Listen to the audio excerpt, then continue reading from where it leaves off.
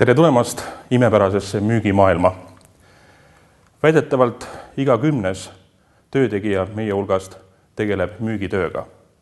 See on siis igapäevane müügitöö, mida ta siis teeb selleks, et endale leiba teenida. Kuid kas ainult tema suhtleb nüüd klientidega? Ilmselt mitte. Lisaks müüjatele on olemas meil igat sorti muid tegelasi, kes ka klientidega suhtlevad. Näiteks spetsialistid, projektijuhid, erinevad juhid, raamatupidajad, nii. Et tegelikult neid inimesi, kes mõjutavad kliente, on rohkem kui 1/10. Ja tegelikult on ka need inimesed, kes igapäevaselt oma töös klientidega ei suhtle, võivad klientidega kokku saada ju peale tööd ehk isiklikus elus. Väga raske on leida inimest, kes üldse ei mõjuta kuidagi firma müügitulemust. Ja kas me ainult suuname siis klientide tegevust? Me tegelikult tahame mõjutada ka mitte ainult tööalaselt inimesi, vaid ka oma eraelus. Meil on olemas pereliikmed, meil on olemas tuttavad, me suhtleme võõraste inimestega, me tahame suunata ka nende käitumist. Nii et tegelikult me kõik oleme müügis, kas me seda tahame või mitte. Ja nüüd peamine küsimus meie jaoks on see, et kuigi me kõik oleme müügis, me kõik müüme, siis on selles, et kas ise müüa või olla müüdud. Tegelikult see, et meile müüjaks on tore, me peame laskmagi endale müüa. Aga kuidas me suudame mõjutada teisi inimesi niimoodi, et meie enda soov oleks täidetud, selles on see peamine küsimus. Nii et küsimus meile kõigile müüa või olla müüdud. Aga miks ikkagi see müügiteema on niivõrd oluline? Selleks, et olla hea spetsialist, me kõik teame, et meil peavad olema väga head erialased teadmised. Ja nende nimel me pingutame, õpime koolis, mitte ainult koolis, ka peale kooli edasi. Aga kas sellest üksi piisab? Tõenäoliselt mitte. Meil peame oskama ka keeli tänapäeval. See on ääretult oluline igale spetsialistile. Ja ilmselt ei piisa ka keeltest üksinda. Igasugune tehnoloogias, eriti infokommunikatsiooni tehnoloogia on selline, ilma milleta tõenäoliselt üks hea spetsialist täna hakkama ei saa. Ja siit tulebki tegelikult veel üks teema, mida ma arvan ja olen veendunud, et igale spetsialistile on vajalik, et olla edukas, ja see on müük. Müügioskus on tegelikult vaja igale meist, et olla läbilöögivõimeline, saada oma tahtmist ja teha siis edukat spetsialisti või juhi karjääri. Paljudes kõrgkoolides õpetatakse juba kõikidele spetsialistile müügiteemat. Eestis see kahjuks veel nii ei ole, aga ma usun, et tulevikus see üha laieneb. Teemad, mida me täna siis läbi käime. Kõigepealt alustasime sellest, et milline roll on meil müügis ja kas on võimalik olla müügist eemal. Siis sukeldume enam selle konkreetse müügitöö ja müümise olemusse. Siis vaatame müügitrende ja natukene teeme ettepanekuid ka mõningate tehnikate ja lähenemiste osas, et see oleks ülevaade sellest, et mida need tähendavad. Ja lõpetame siis ka erinevate müügiolukordadega ehk kus kohas neid erinevaid tehnikaid siis kasutada saab. Kuidas me töötame? Sul endal kindlasti, kes sa kuulad seda videot, on olemas müügikogemus. Küsimus on selles, kas seda teadvustad või mitte. Lisaks on Mercury International üks maailmas tuntumaid müügiorganisatsioonide arendajaid. Eelmise sajandi keskpaigast on ta tegutsenud Stockholmi börsil noteeritud ja tänaseks siis 44 riigis. Eestis tegutseme alates 1990. Et vaatame siis Mercury lähenemisi. Ja loomulikult ei saa ma üle ka ümber oma enda kogemusest. Teadliku müügide kogemust on mul umbes veerand sajandit. Ehk see on siis see aeg tagasi, kui ma käisin oma esimesel müügikoolitusel. Ja kui need kõik 3 asja kokku panna, siis ma olen kindel, et sa leiad endale mõne huvitava idee, mida rakendada või millest juhinduda oma tulevase karjääri ülesehitamisel. Nii, kui rääkida müügi olemusest, siis mõtleme korraks, mida me ikkagi teeme, kui müüme.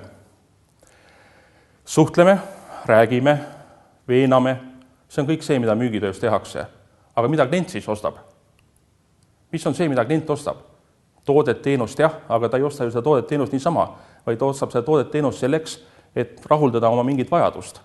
Et järelikult klient ostab siis vajaduse rahuldamist. Kui klient ostab vajaduse rahuldamist, siis küsimus on see, et mida või mis roll on siis tegelikult tootel või teenusel? Õige, toode või teenus on tegelikult vahend vajaduse rahuldamiseks. Ja kui ta on käega kasutav, on seda lihtsam müüa, kui ta ei ole käega kasutav, on keerulisem. Ja mis on siis müüja ülesanne? Müüja ülesanne on teha siis see toode või teenus ahvatlevaks kliendi jaoks, et ta aitaks rahuldada tema vajadust. Ja mõnikord klient teadvustab seda vajadust, mõnikord mitte. Et tegelikult me peame aitama kliendil mõista tema vajadust või tuua esile või teadvustada seda vajadust mõnikord. Loomulikult vajadust me ei saa tekitada, küll aga saame seda teadvustada, esile tuua, rõhutada ja selle kaudu siis ka tegelikult oma müügitööd teha. Ehk kui niimoodi mõtta, siis mis asi see müümine on? Me tegelikult müügitöös teeme seda, et me mõjutame klienti. Me paneme ta tegutsema nii, nagu meie tahame. Ja viimane küsimus, kus toimub müük? On olemas ainult üks ainuke koht siin maailmas, kus klient otsustab. Õigus, see on kliendi peas. Ehk tegelikult müügi ja müüja töömaa ongi kliendi pea. Ja seepärast ei ole tähtis, mida müüja räägib, vaid tähtis on see, mida klient mõtleb. Ehk teine osapool. Et müük on siis mõjutamine. Selleks, et saada endale soodsaid otsuseid. Müük on mõjutamine ja see on kogu selle müügi olemuse kõige olulisem lähtekoht. Nii, kui me nüüd oleme endale selle selgeks teinud, siis vaatame, kuidas müük on arenenud. Ma arvan, et ka paljudes Eesti kõrgkoolides veel räägitakse turunduse miksist, mis oli siis eelmise sajandi 60. aastate üks levinumaid teooriaid, kuhu siis klassifitseeriti, paigutati ära ka müük. Loomulikult selle suures pildis siin müük ei olegi näha. Räägiti 4 P-st, hind, koht, kommunikatsioon ja toode. Nüüd on isandunud veel ka poliitika ja avalik arvamus, ehk siis 6 P-d. Ja tegelikult, kui nüüd see kommunikatsioon lahti luua, seal on palju erinevaid asju ja üks asi, mis seal on siis personaalne müük. Nii et personaalne müük või müügitöö või mõjutamine oli siis see turunduse miksis üks väike osakene.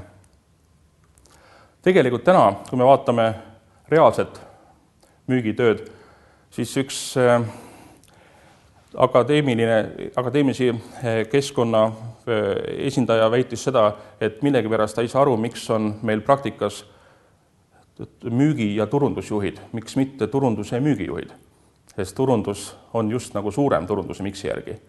Aga praktikas on juba ammu aru saadud, et tuleb asjad ära müüa ja turundusega tegeleda täpselt nii palju kui vaja. Ja sellepärast on väga sageli, me näeme tõesti müügi- ja turundusjuhte just sellepärast, et rõhutada asja reaalset olemust. Ja tundub, et müügivaldkond ongi see valdkond, kus isegi praktika on mõnes mõttes teooriast jõudnud rohkem ette. Ja tegelikult, kui vaata nüüd kogu seda müümise protsessi, siis me peaksime lähtuma ju tegelikult ostuprotsessist. Me peame aru saama, mismoodi klient ostab ja vastavalt sellele teha siis ühte või teist tegevust. Ja minu arust see ei olegi nimelt oluline, kas see klassifitseerub see tegevus nüüd müügitöö alla või klassifitseerub ta turunduse alla. Me peame tegema teatud tegevusi siis selle ostu- ja müügiprotsessis. Nüüd vaatame, kuidas me täna ostame. Selleks, et üldsegi osta, et hoopis ka kliendiga või müüja saaks kliendiga kokku, siis tegelikult sellele eelneb terve rida tegevusi. Me oleme alati, nii kui me midagi hakkame endale muretsema, tänapäeval tõenäoliselt me toksime kohe selle sõna Google'isse või kuskil mujale otsingumootorisse ja hakkame otsima infot. Et kõigepealt me peame nägema seda, siis me hakkame lugema seda asja, siis me liitume uudisvoogudega, siis me jagame ise oma sõpra ja tuttavatega, siis me hakkame kommenteerima, me laadime midagi alla, me ise midagi demonstreerime, me ühineme gruppidega.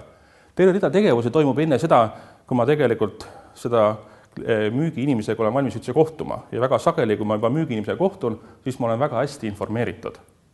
Ja nüüd on küsimus see, et mis roll on see müügiinimesel, mida tema saab mulle veel lisaks pakkuda, milline on see temapoolne lisaväärtus. Et müügiprotsess ja ostuprotsess on täna väga palju muutunud.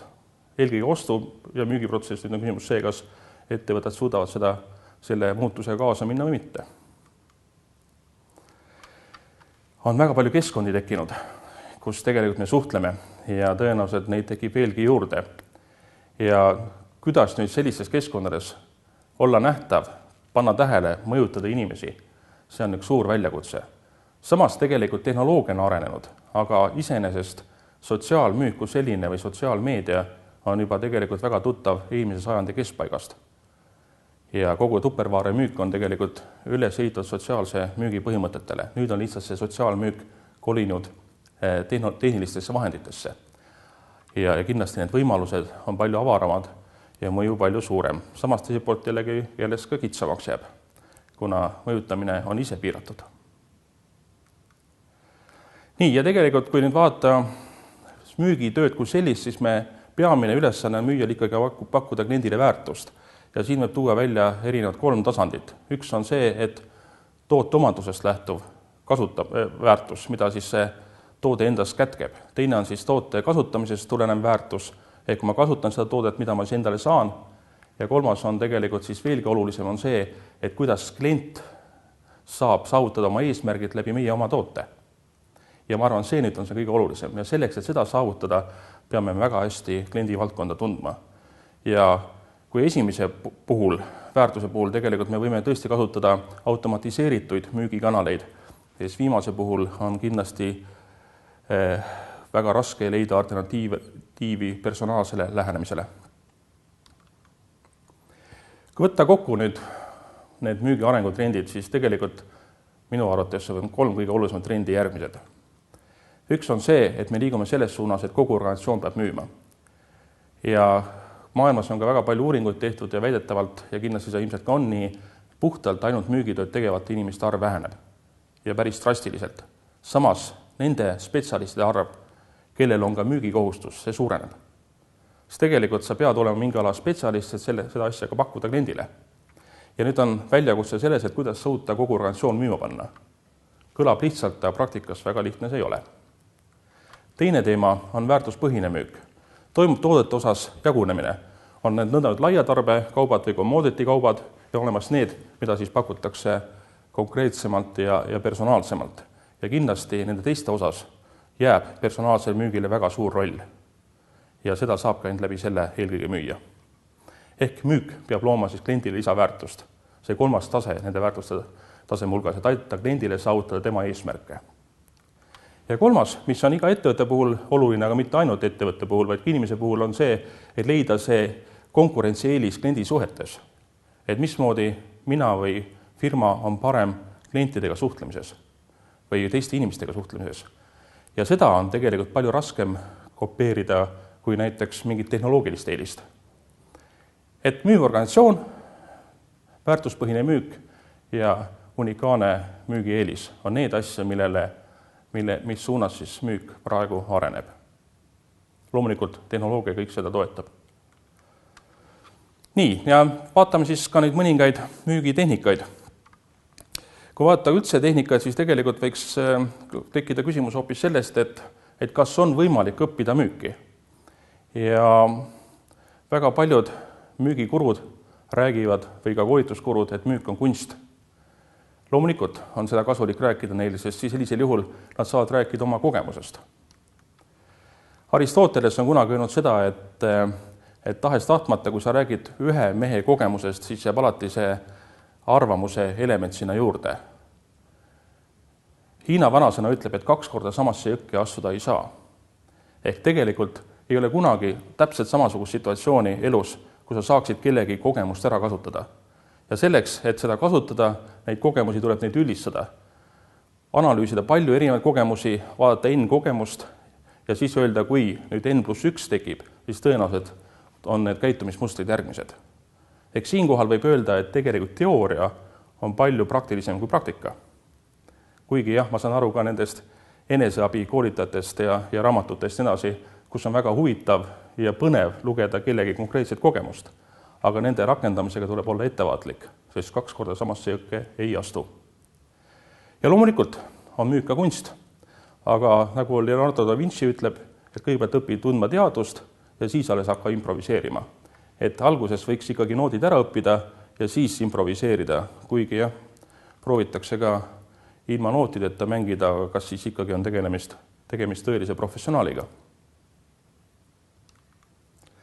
Kui muid tehnikaid vaadata, siis tegelikult võiks need jaotada nagu 2 gruppi. Ühed on sellised, mis annavad meile sellise raamistiku, et me näeme asju teatud nurga alt, teatud kastidest, et lahterdama asjad enda jaoks ära.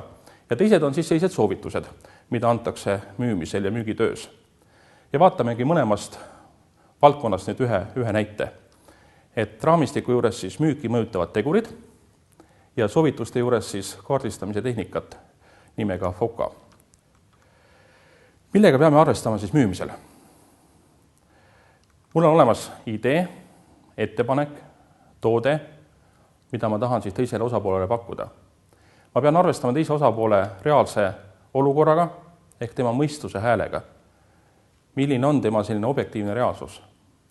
Ja teiselt poolt ma pean arvestama kindlasti tema emotsioonide ja tunnetega, kuidas ta tunneb ennast ja kuidas ta tunneb ennast selle toote ettepaneku suhtes. Ja nüüd on alati väga pikad ja põnevad arutelud selle üle, et mille alusel inimene otsustab. Kuid kui imelik see ka ei ole, mida suurem on ost, seda enam me tegelikult lähtume emotsioonidest ja tunnetest, kas me tahame seda või mitte. Et tunded kindlasti mõjutavad otsuseid palju rohkem kui mõistus. On toodud ka erinevad protsente välja, aga kindlasti on see oluliselt üle poole. Ja lisaks nüüd selle teise osapoole olukorra arvestamisele me peame arvestama ka võimalike konkureerivate pakkumiste või võimalustega. Et kindlasti on tal ka teisi valikuid. Et kui ma näiteks pakun filmi vaadata kliendile, siis kindlasti on alternatiivis ka näiteks tore õhtusöök kuskil restoranis või spordiüritus, midagi muud on ju. Et alati ma kindlasti ei konkureeri konkreetses spetsiifilises valdkonnas, vaid ma konkureerin tegelikult kliendi olukorras mõnikord palju laiemalt. Ja kui ma vaba aja veetmise moodust pakun, siis loomulikult kõik muud vaba aja veetmise võimalused on konkureerivateks pakkumisteks.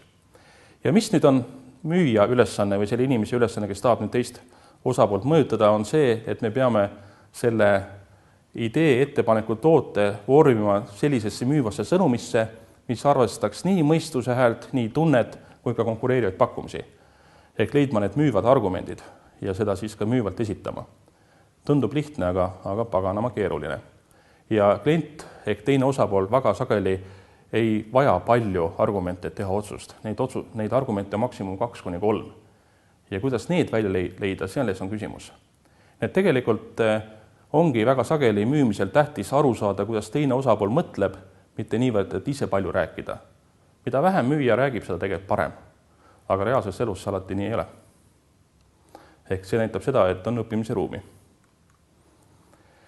Nii, ja teine näide oli siis vajaduse kaardistamisest. Ja kui üldse rääkida, mis asi on vajadus, siis väga sageli arvatakse, et vajadus on selline soov unel midagi tahta, aga ei, kindlasti see peab olema ka reaalne kate taga, et inimene või kelle seda pakutakse, ta on valmis pingutama, tal on olemas võimalused seda saavutada, et see on tegelikult reaalne vajadus ja midagi muud kui selline soovunel.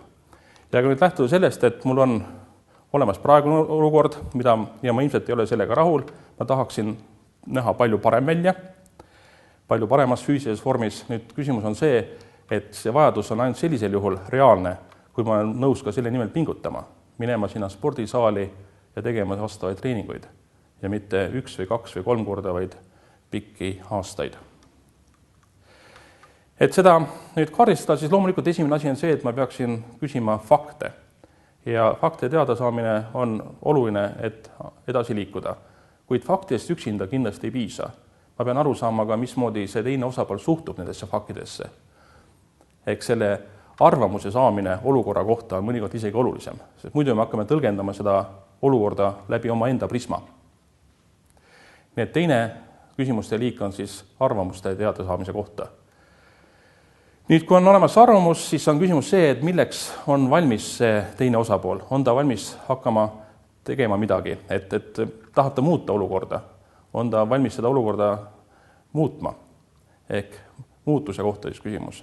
Ja lõpuks siis kõige olulisem on ka see, et kas teine osapool on valmis siis tegutsema. Mis tegevusi ta on valmis ette võtma selleks, et edasi liikuda. Ja kõik kokku pannes, uurides fakte, küsimas arvamust, olemas valmis muutusteks ja valmis ka tegutsemiseks, annab siis sellise toreda sõnaühenduse nagu FOCA. Inglise keeles siis facts, opinion, change and action. Et kerge meelde jätta. Et üks lihtne tehnika, mida ma arvan, me kõik saame kasutada. Nii nagu eelmise tehnika juures arvesta alati ka tunnetega, mitte ainult reaalse olukorraga. Nüüd, kas neid tehnikaid saab igal pool kasutada? Kas nad on igas müügiolukorras kasutatavad? Ehk kas meil on erinevad müügiolukorrad olemas? Ja tõenäoliselt loomulikult, kui me vaatame näiteks, et mingi uus vana hea klient tuleb järjekordset tehingut tellima või uus klient saab meiega kokku või on keegi, kes on väga positiivsed meie suhtes häälestatud või mitte negatiivsed, need on täiesti erinevad müügiolukorrad. Ja loomulikult ei saa me kõiki tehnikaid kasutada igas olukorras ühteviisi. Vaatame ühte võimalust, mismoodi neid müügiolukordi saaks siis jaotada ja vaatame kahte poolt siis. Ühelt poolt see, et mismoodi teine osapool või klient suhtub meie pakkumisse ja teine on see, et milline on ootus müüjale. Ja kui vaata nüüd 3 tegurit, klient, pakkumine ja müüja, siis saame siit tegelikult välja tuua erinevad müügisituatsioonid. Et ühelt poolt siis see, et kuidas teine osapool suhtub meie pakkumisse, kuivõrd positiivne või negatiivne ta meie selles suhtes on. Pakkumine tihtipeale ei pruugi olla ainult mitte üks konkreetne toode, vaid see võib olla ka laiem ja tihtipeale ei olegi üks konkreetne toode, vaid ongi laiem. Ja teine pool on siis see, et mida ta ootab siis müüjalt. Kas ta tõesti tahab, et müüja aitaks teda? Või vastupidi on see, et ta lihtsalt tahab, et müüja pakiks toote sisse ja annaks kätte. Et kui ma lähen poodi igapäevast leiba ostma ja ma küsin, et palun see ja see leib, siis ma tõenäoliselt eelda seda, et müüja küsiks minu käest, et milleks sul seda leiba vaja on. Aga mõnikord, kui ma lähen kas fotoaparaati või midagi ostma ja mul tahan abi saada, siis kindlasti suudab see müüja lisaväärtust päris palju pakkuda. Aga see eeldab seda, et mina kliendina siis seda ka ootan ja usaldan seda müüjat. Tihtipeale on kahjuks elu olnud selline, et seda ei usaldata, kuna on nimelt palju petutud müüjates. Ja pannes need 2 selge kokku, saame siis 4 erinevat situatsiooni. Esimene situatsioon on siis see, kus klient ei taha meie pakkumist ja ei oota ka mingit abi. Eks see on võib-olla tänapäeval kõige väljakutsuvam olukord. Eks see on siis assertiivne müük. Ja selliseid müügitehnikaid heas mõttes on tegelikult tolmuimejate müük, raamatumüük ja kindlasti ka finantstoodete müük. Ja see on praktiliselt ainuvõimalik sellises olukorras. Ja loomulikult on kindlasti olemas pettujaid, kas või näiteks teise samba pakkumisel, aga nagu see klient ka ise ütles, et pooltest, kes olid nõus kuulama, endast piisab. Ja see on ainuvõimalik viis mõnikord edasi liikuda. Et kindlasti me ei saa öelda, et üks või teine müügiolukord ja sinna koondunud tehnikad on halvad või head. Küsimus on, millal midagi kasutada. Näiteks assertiivset müüki võib väga hästi kasutada uue kliendiga visiidi kokkuleppimiseks. Et need näited on kindlasti ka teisi. Ja mõningaid tooteid saabki ära müüa läbi assertiivse müügi, nagu näiteks need kallid tolmuimejad. Teine situatsioon on siis see, kus klient on meie suhtes positiivne, aga ta ei oota meilt kui müüjalt nõuandeid ega sellist konsultatsiooni. Ja sellisel juhul on oht väga sageli, et me müüme tegelikult üle. Me ei tunneta seda olukorda ja hakkame kliendile midagi lisaks müüma. Ja siis, kui klient ei ole selleks valmis, siis ta tõenäoliselt võib ka selle ostu jätta ostmata, mida ta plaanis. Et selle äratundmine on ka oluline. Ja kuidas sellises olukorras ikkagi ka müüma hakata, on tõesti omaette väljakutse. Nüüd 3. variant ehk ekspertmüük on nüüd see, kus me kõik tahaksime olla. See on tore, klient on positiivne meie poolt pakutava suhtes ja on valmis ka kuulama meie nõuandeid, kes ei tahaks sellises olukorras olla. Ja viimane siis konsulteeriv müük ehk siis klient tunnistab, austab, tunnustab sind, on valmis sind kuulama, kuid samas ei ole nõus sinu pakkumisega. See annab vähemalt võimaluse siis klienti ümber fokusseerida. Ja kõikides nendes valdkondades kindlasti me peame natukene erinevad lähenema, peame kasutama erinevaid tehnikaid. Näiteks see sama FOCA tehnika ei sobi kuidagi kokku assertiivse müügiga. Lihtsalt klienti anna sulle võimalust nii pikalt rääkida. Pead kasutama teistsuguseid lähenemisi. Nii et iga tehnikal on oma koht olemas. Nüüd, kui vaata seda, et suhtemüügis ja ekspertmüügis, siis me peaksime suutma olla võimalikult mõistvad ja aru saama, mida klient soovib. Ehk siis olema väga kõrge ja suure empaatiavõimega. Ja teiselt poolt jällegi assertiivse müügi ja konsulteeriva müügi juures me peame olema võimalikult projektiivsed. Vaatame kiirelt ja lühidalt, mis on siis selle 2 erineva lähenemise vahe. Oletame, et meil on olemas number 9. mis on külje peale pandud, või 6, sõltub nüüd kummalt poolt vaadata. Ja nüüd, kui rääkida empaatiast, siis mida me peame tegema, on siis see, et me peame aru saama, mismoodi klient näeb seda numbrit. Ja juhul, kui klient nüüd näeb seda 6-na, siis me peame aru saama, et see ei ole 9 ja et see ongi see 6. Ehk empaatia võime on siis näha asju nii, nagu teine osapool näeb. Mõnikord öeldakse, et panna ennast siis teise osapoole sussidesse või kingadesse. Projektiivsus, mis on tema siis omapära, on see, et kui sama numbrit vaatad ja sa näed, et klient näeb seal number 6, sul on piisav empaatia, et aru saada, jah, see on 6, mida ta näeb, siis sinu ülesanne, kui sa tahad, et seal peaks olema 9, on siis teha niimoodi, et teine osapool ei näeks seda 6, vaid näeks ka 9. Ehk panna siis teine osapool nägema neid samu asju nii, nagu sina just näed. Ja see on projektiivsus. Ja müügitöös on tegelikult vaja mõlemat. Sa ei saa olla liiga projektiivne ja sa kindlasti ei saa olla ka liiga empaatiline. Mõlemat asja peab kindlasti tegema. Et erinevates müügiolukordades me peame kasutama erinevaid lähenemisi ja kindlasti ka erinevaid tehnikaid. Nii, kokkuvõtlikult selle lühikese loengu lõpetuseks siis 3 asja, mida ma tahaksin, et sa mäletaksid. Üks on siis see, et müük on mõjutamine ja see on väga vajalik oskus selleks, et elus hakkama saada. Teine, müüki saab ja tuleb õppida. Iga eriala nõuab teatud eeldusi, aga kindlasti me saame olla müüjatena paremad, kui me täna oleme. Ja 3, sinu enda konkurentsieelis. Ehk milline on sinu enda USP? Mõtle selle peale ja peatse kohtumiseni. Aitäh!